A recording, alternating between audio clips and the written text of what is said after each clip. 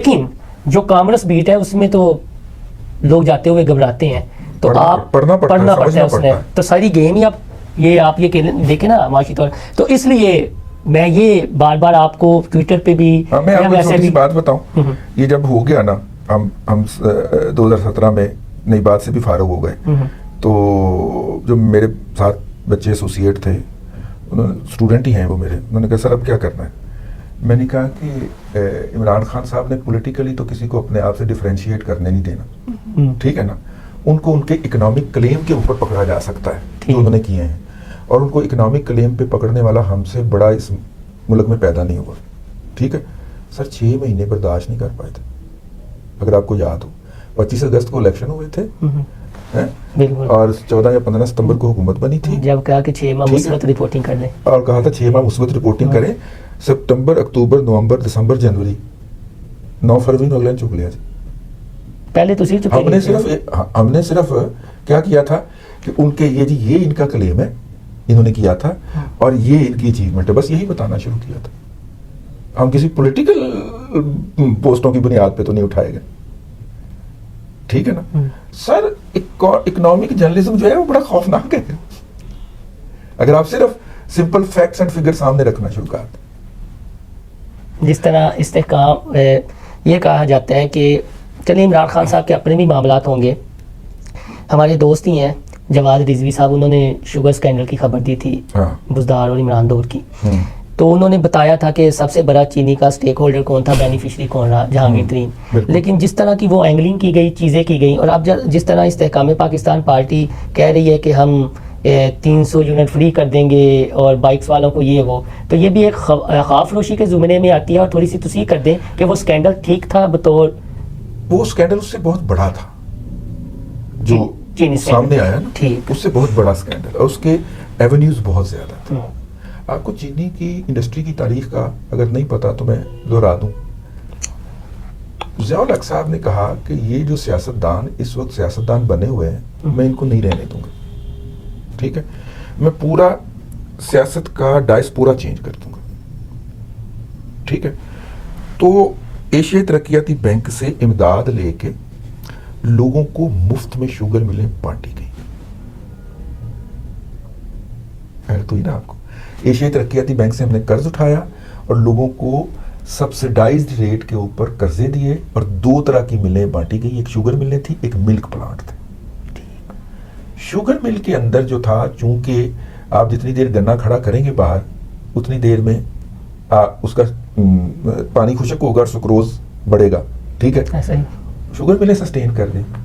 ملک plant کوئی نہیں چل پڑا, کیونکہ 1 گھنٹہ بھی باہر اگر گاڑی کھڑی رہ گئی دھوپ میں گیا, سارا ملک گیا. ملک پلانٹ کوئی نہیں چلا. 28 ملک پلانٹ لگے تھے صوبہ پنجاب کے اندر, ان میں سے 1 یا 2 چلے جو کہ ملک پیک نے چلائے, اور ملک پیک نے باہر سے گورے سویڈش لا کے بٹھائے, جنہوں نے کہا کہ یار جو را مٹیریل لے کے آتا ہے وہ انسان ہے, اس کے ساتھ انسانوں والا رویہ کرنا ہے. یہ شوگر مل والے کسان کو انسان نہیں سمجھتے. تو ایک شوگر مل جو ہے وہ ایک MPA کے حلقے کو انفلوئنس کرتی ہے, ٹھیک ہے نا. تو اگر آپ نے پنجاب جیسے صوبے کے اندر 72 شوگر ملیں لگا کے یا 62 شوگر ملیں لگا کے 62 حلقوں کا پورا کنٹرول کر لیا, تو آپ پنجاب میں حکومت بنانے کے اور گرانے کے قابل ہو گئے. تو یہ ضیاء الحق صاحب نے شروع کیا تھا, اور مشرف صاحب کے دور کے اندر اس کے پھر پھل لیا گیا. اور اب شریف فیملی کی بھی ہیں. شریف فیملی نے, کیونکہ اس وقت اتفاق فاؤنڈری چل رہی تھی, ان کو واپس مل گئی تھی, انہوں نے شوگر ملیں بنا کے لگائی. اچھا, سب سے زیادہ شوگر ملیں کس کی ہیں, کس فیملی کی ہیں؟ نمبر 1 پہ 32 شوگر ملیں ایک فیملی کی ہیں. یہ ہمایوں اختر فیملی کی بات ہو رہی ہے, چاچے مامے بھتیجے 5 رشتے دار ترین کا رشتے داری ہے نا. ہاں, ایک فیملی کی 32 شوگر ملیں. دوسرے نمبر پہ highest ownership of the sugar mill کن کی ہے؟ زرداری صاحب کا نام, 16 کے قریب کا, ٹھیک ہے. پھر باقی 2 4 والے, چاہے مسلم بختیار ہو, شریف فیملی ہو, ان کی کام ہے.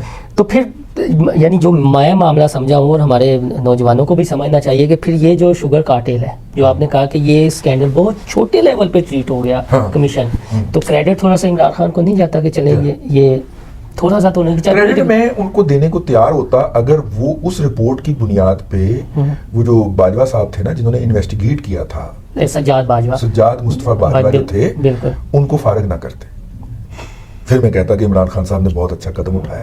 بھائی جس بندے نے یہ سارا اسکینڈل ایکسپوز کیا آپ نے اسے انتہائی انسیریمونیسلی, ہی واز CSS آفیسر, ان کا کیس میرے خیال ابھی بھی پینڈنگ ہے, وہ ہی واز اے CS اور سیلیبریٹڈ CSS آفیسر, فورن پوسٹنگ لے کے آیا ہوا بندہ, اور وہ فورن پوسٹنگ میں اگر وہاں پہ رہنا چاہتا رہ جاتا.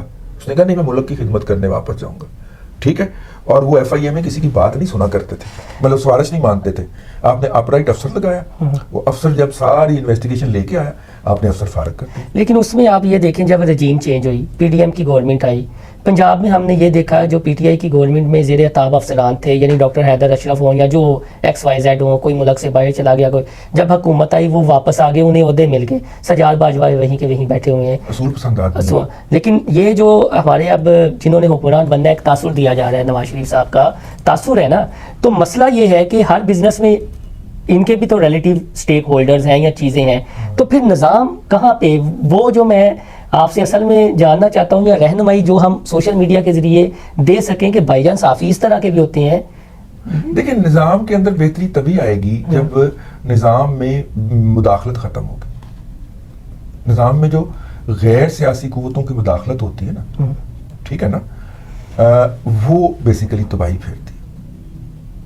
اور شوگر کا ایک شعبہ ایسا ہے کہ اس کو اگر پراپرلی ہم کوشش کریں, اسٹرگل کریں میڈیا, تو اس کو مینیج کیا جا سکتا ہے. ابھی پچھلے دنوں ایک کین کمشنر تھے پنجاب کے, وٹو صاحب, ٹھیک ہے نا, انہوں نے ہلکی سی مینٹیننس کرنے کی کوشش کی, ٹھیک ہے, سسٹم نے ان کو اٹھا کے OSD بنا دیا, پرے مارا.